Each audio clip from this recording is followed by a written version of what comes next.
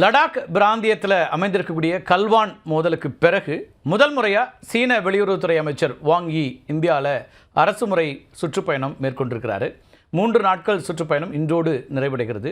அமெரிக்க அதிபர் Trump India உள்ளிட்ட நாடுகள் மீது கடுமையான வரி விதிப்பு நடவடிக்கைகளை எடுத்துகிட்டு இருக்கிற நிலையில் வாங் யியுடைய இந்திய வருகை அப்படிங்கிறது ரொம்ப ரொம்ப முக்கியமாக பார்க்கப்படக்கூடிய ஒன்று. இதன் மூலமாக 2 நாடுகளுக்கிடையே முடக்கப்பட்டிருந்த உறவுகள் மீண்டும் துளிர்விட தொடங்கி இருக்கின்றன அப்படின்னு பார்க்கலாம்.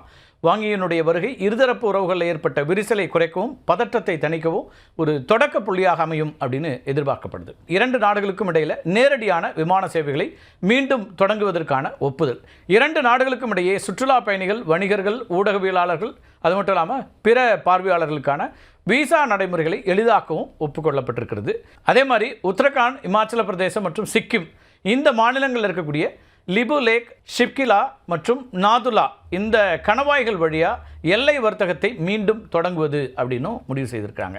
எல்லை பிரச்சனைகள் குறித்து நேர்மறையான மற்றும் ஆக்கப்பூர்வமான பேச்சுவார்த்தைகள் நடத்துவதற்கு 2 நாடுகளுமே சம்மதித்திருக்கின்றன அப்படிங்கிறதும், இதற்கான வழிமுறைகளை ஆராய ஒரு நிபுணர் குழு அமைக்கப்படும் அப்படிங்கிறதும் அறிவிக்கப்பட்டிருக்கு.